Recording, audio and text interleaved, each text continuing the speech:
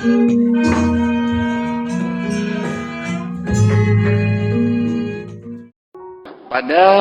zaman dulu ada sebuah cerita yang begini mengatakannya.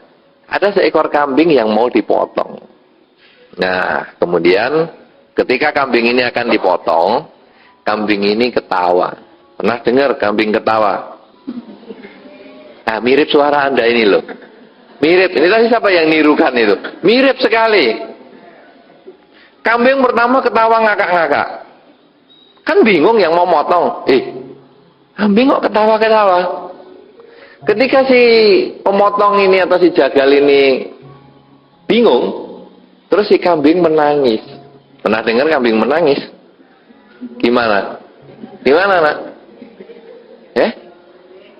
Mbek. Mbek kan panggil mboknya. Panggil ibunya maksudnya.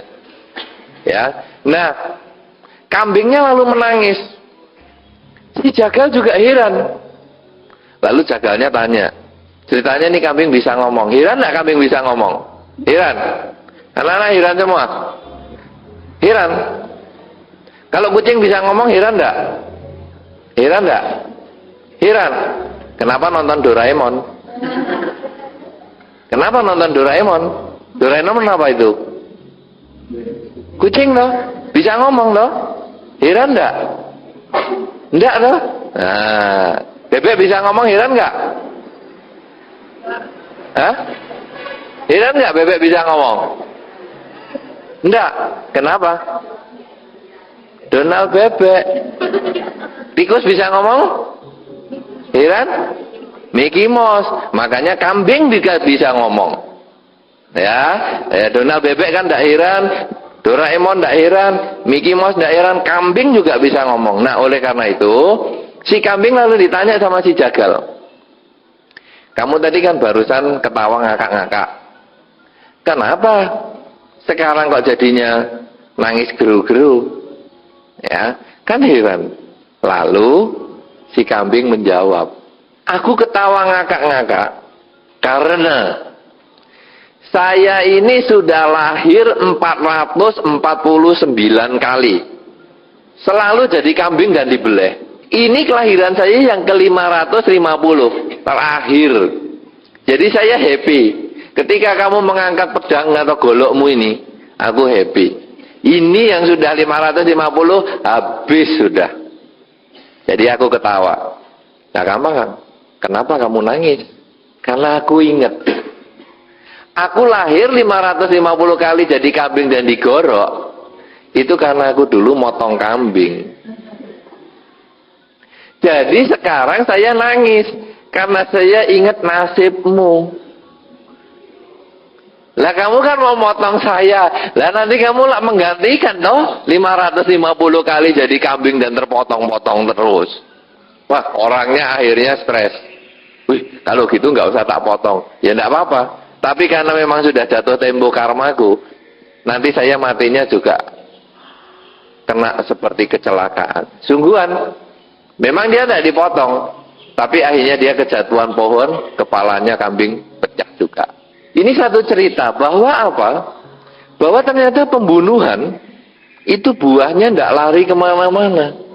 Buahnya larinya ke dirinya sendiri. Karena itu kalau ada orang ngomong, aku mau selamatan kambing, karena aku sudah selamat, rumah tangga selamat, malah bikin tidak selamat. Karena dia membuat penderitaan makhluk lain untuk kebahagiaannya sendiri. Oleh karena itu, kalau sekarang kita melepas makhluk, ini sebetulnya yang benar-benar sesuai jalur dhamma. Kalau Anda ingin mendapatkan kebahagiaan, tanamlah kebahagiaan dulu kepada orang lain. Tanamlah dulu kebahagiaan kepada makhluk lain. Satu contoh, masa toh tanam padi tumbuh padi? Ya, ada Anda yang pelihara anjing atau kucing di rumah? Ada? Ada enggak? Ada-ada ada enggak? Pelihara anjing, pelihara kucing? Ada toh? Itu ya, pelihara anjing, pelihara kucing. Nanti kalau pergi, yang dipikiri anjing sama kucing. Sudah dipakani belum ya? Siapa yang terikat siapa coba? Apakah anjing terikat Anda atau Anda yang terikat anjing coba? Ya toh? Kalau ada lebaran atau ada liburan, ayo kita pergi. Wah, kita tidak bisa bermalam lama-lama. Lu kenapa? Anjingnya nggak ada yang ngopeni.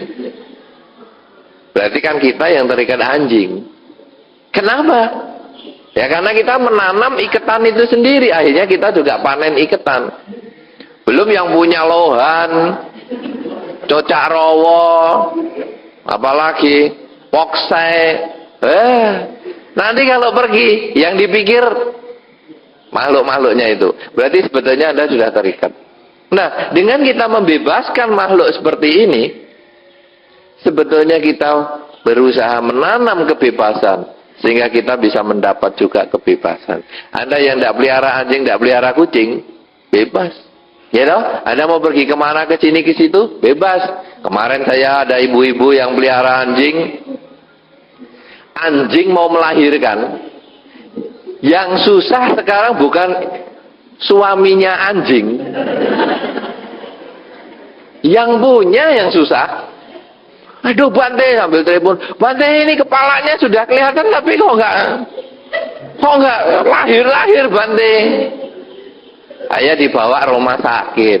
Akhirnya yang bingung yang punya, bawa rumah sakit anjing. Entah dia apa, disuntik ini, disuntik itu, akhirnya lahir anjing normal. Ada yang punya anjing yang lain. Bante, anjing saya sudah gereng-gereng tapi enggak lahir-lahir. Ayah bawa lagi ke dokter. Wah, disesar Bante anjing saya. Loh, anjing barang pakai sesar segala. Pernah dengar ada anjing disesar? Ada belum? Sekarang sudah ada. Sesungguh-sungguhnya ini sudah pengalaman yang ada sungguhan. Anjingnya nggak bisa lahir normal, bedah anjing. Jadi dokter anjing ini sekarang luar biasa. Ini semua adalah karena kemelekatan. Ketika kita bisa membebaskan makhluk, sebetulnya kita terbebas dari ikatan-ikatan seperti itu. Tetapi kebebasan makhluk ini hanya sebagai lambang. Lambang kita melakukan kebajikan. Di dalam Dharma, sebetulnya kebajikan itu ada beberapa macam. Pembebasan makhluk adalah kebajikan jenis yang pertama yang disebut kerelaan. Anda merelakan burung yang di bawah itu dilepas. Saya lihat burungnya bagus-bagus. Biasanya kalau di tempat lain emprit. Di sini jalak, kutilang, wah, apalagi itu? Darah. Tidak ada. Burung darah tidak ada toh? Tidak ada. Kutilang, jalak, pokoknya burung yang hebat-hebat. Biasanya emprit. Itu sebetulnya Anda adalah melatih kerelaan. Tetapi kerelaan bukan hanya kepada burung. Bukan hanya sebulan sekali atau setahun sekali dipelihara. Tetapi kerelaan ini bisa kita lakukan di dalam kehidupan sehari-hari. Ini hanya satu contoh saja. Anda membeli burung yang mahal, kemudian Anda melepas makhluk, Anda rela. Sekarang, apakah Anda rela uang senilai Anda untuk membeli burung itu? Sekarang juga Anda berikan kepada orang yang menderita. Di perempatan jalan ada orang yang menderita, Anda mau memberi? Ketika ada orang mengamen di toko Anda, maukah Anda memberi? Ketika ada orang yang membutuhkan bantuan Anda, maukah Anda memberi? Itu adalah bentuk kerelaan. Jadi kerelaan bukan dilatih setahun sekali, bukan dilatih sebulan sekali, tetapi sesering mungkin. Tetapi itu adalah level yang pertama. Kalau Anda sudah melepas burung terus, kok hidup saya masih menderita Bante? Karena memang melepas makhluk bukan satu-satunya kebaikan. Menolong orang dan sebagainya itu adalah kebaikan yang berikutnya. Saya sudah Bante, pengemis saya bagi semua. Saya punya 100.000 pengemis, tak kasih 100.000 semua Bante. Waduh, sampai rumah saya dikeroyok loh Bante.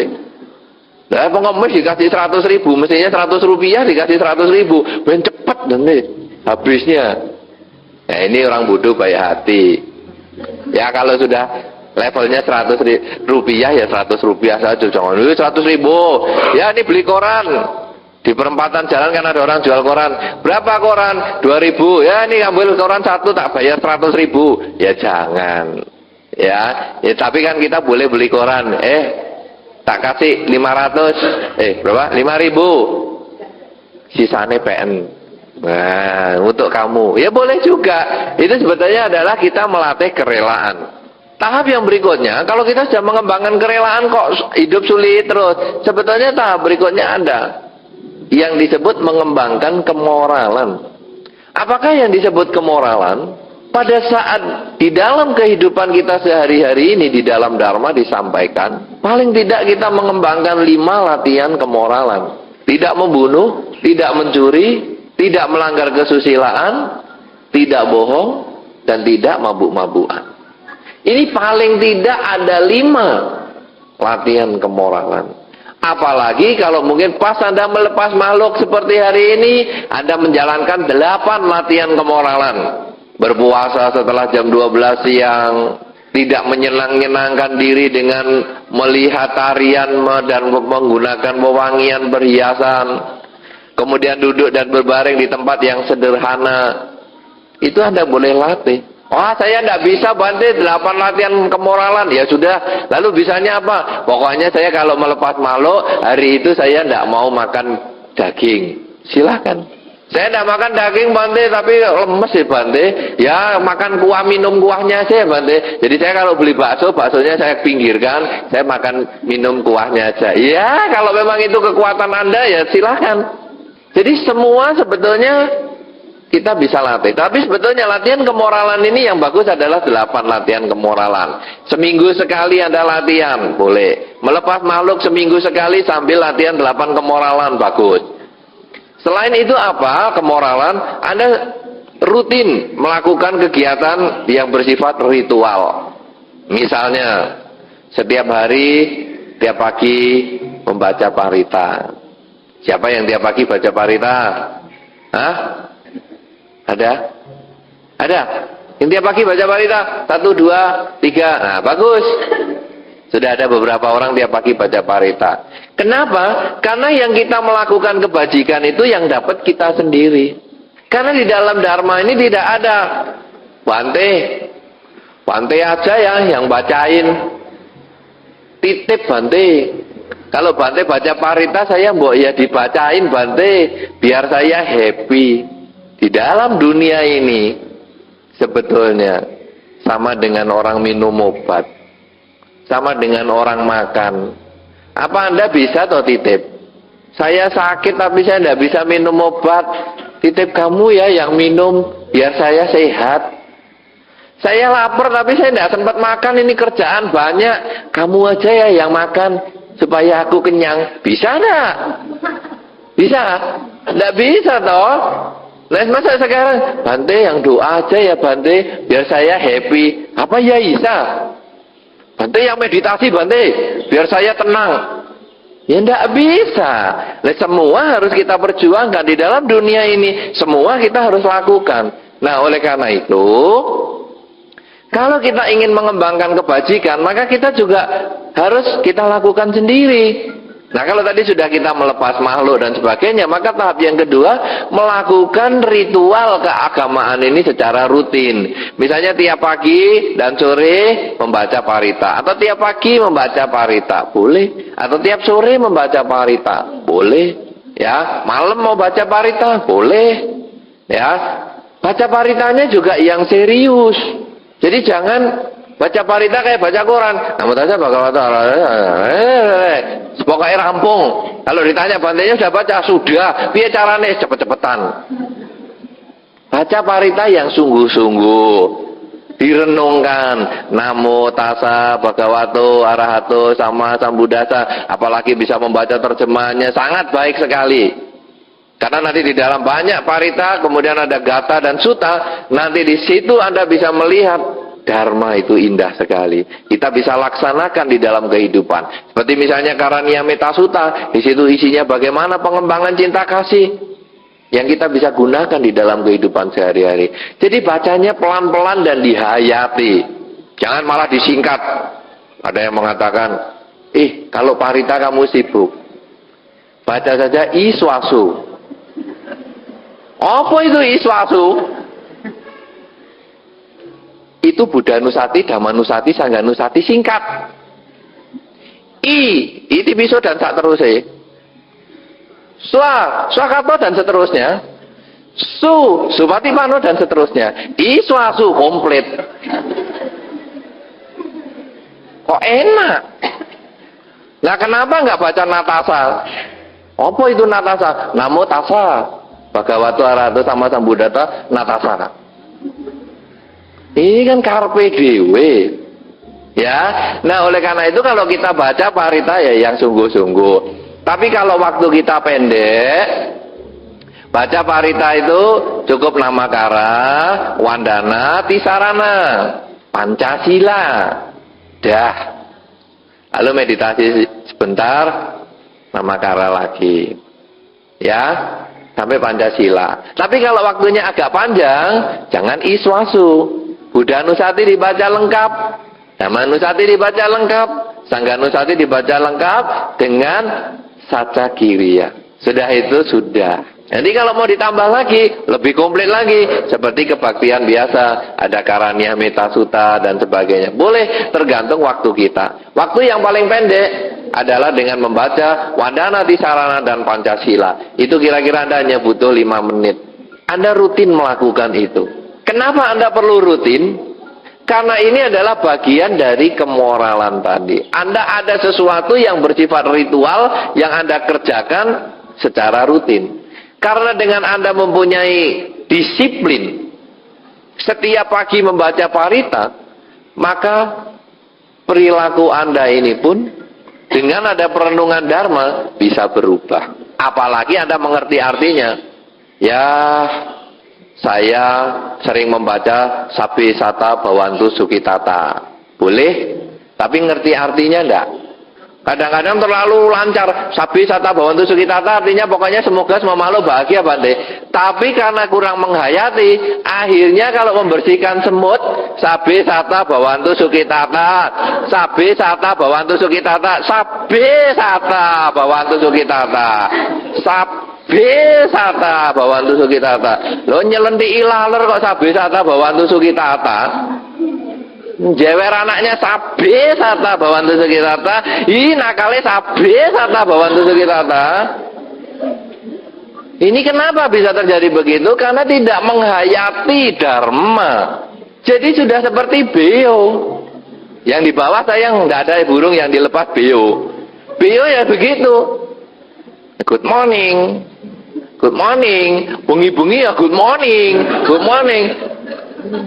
Padahal Sabbe Sata itu kan artinya semoga semua makhluk berbahagia. Masa ada nyelentik laler semoga semua makhluk bahagia. Coba kalau Anda ucapkan semoga semua makhluk berbahagia, maka tindakan-tindakan seperti itu menjadi berkurang. Ini maknanya. Karena itu kalau kita punya rutinitas ritual, kita punya disiplin di dalam ritual, maka perilaku kita juga akan berubah.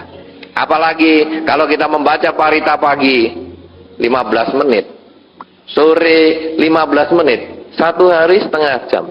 Berarti kalau 1 bulan yang 30 hari, Anda seperti 15 jam melakukan kebajikan dengan ucapan, dengan perbuatan, dengan pikiran kita. Itu hanya disiplin ritual keagamaan. Selain kita melepas makhluk sebagai latihan kerelaan, kita juga melatih disiplin keagamaan yang bersifat kemoralan. Maka yang ketiga adalah kita mengembangkan meditasi atau konsentrasi pikiran kita. Kenapa demikian? Karena latihan yang pertama kerelaan dan kemoralan, ini adalah latihan yang bersifat di luar.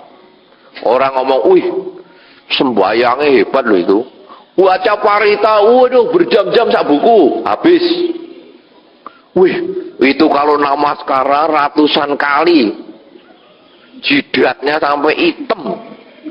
Itu ritual keagamaan. Tetapi orang yang paritanya hafal, jidatnya hitam atau dengkulnya sampai kapalan, itu belum jaminan orang yang baik. Makanya Anda akan sering melihat ada umat Buddha yang sudah dedengkot. Dedengkot itu sudah senior, kadang kelakuannya malah menjengkelkan tuh. Agama Buddha ini kan agama yang mengurangi keakuan. Tapi kadang-kadang setelah menjadi umat Buddha, keakuannya malah bertambah. Melebihi sebelum dia jadi umat Buddha. Loh, aku sing paling hebat. Loh, aku sing ora ono aku, ora ono kabeh. Padahal di dalam dhamma kita adalah mengurangi keakuan. Oleh karena itu, inilah yang kita kendalikan dengan konsentrasi atau meditasi. Kerelaan. Walau nggak ada aku, nggak ada function loh. Tidak ada pelepasan makhluk. Nah ini harus dibengkeli. Pikiran seperti ini. Oh, parita ini dulu zaman semua belum ada. Cuma aku sendiri yang baca parita di wihara ini. Ini juga pikiran harus dibengkeli. Caranya bagaimana membengkeli? Dengan kesadaran. Menyadari bahwa hidup sebetulnya adalah saat ini. Saya yang tadi adalah saya yang pernah hidup, tapi saya sudah tidak hidup. Saya yang nanti saya akan hidup, tapi saya belum tentu hidup. Hidup adalah sesungguhnya saat ini.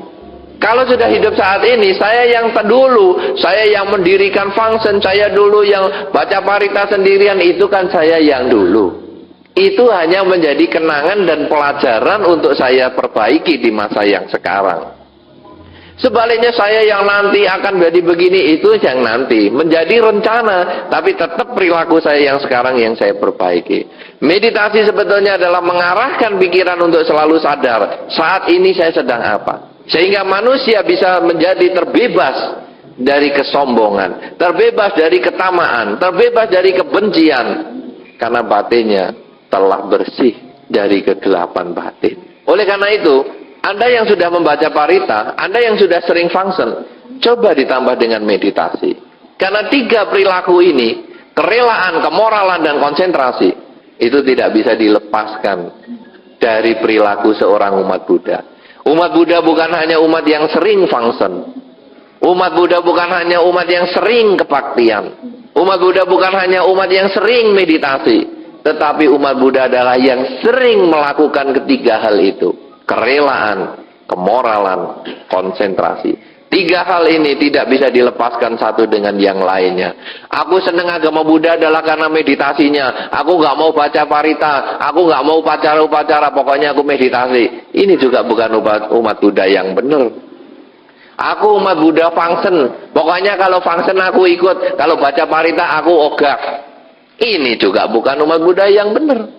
Aku umat Buddha baca parita, meditasi kesel, function emoh. Ini juga bukan umat Buddha yang benar. Karena 3-tiganya ini harus Anda lakukan bersama. Dan apa manfaatnya kalau kita melakukan? Di dalam dhamma disampaikan.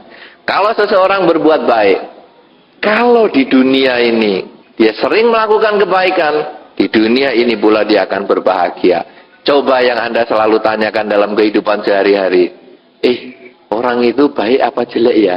Kalau baik aku tak kumpul, kalau jelek aku mau. Karena Anda juga kepingin berkumpul dengan orang yang baik. Orang yang baik di dalam dhamma adalah yang mereka melakukan kerelaan, kemoralan, dan konsentrasi. Ketika mereka melakukan itu, mereka dicintai oleh masyarakat. Dicintai oleh lingkungan. Dinantikan kehadirannya dimanapun juga. Kemudian di dalam dhamma disampaikan berikutnya. Kalau setelah mati ada surga, orang yang baik ini mempunyai kesempatan untuk terlahir di alam surga. Tapi kalaupun tidak ada surga, orang ini sudah berbahagia di kehidupan ini. Sebaliknya kalau orang yang melakukan kejahatan, tidak mengembangkan kerelaan, tidak melakukan kemoralan, tidak melaksanakan meditasi, maka di dalam kehidupan ini pun dia mengalami penderitaan.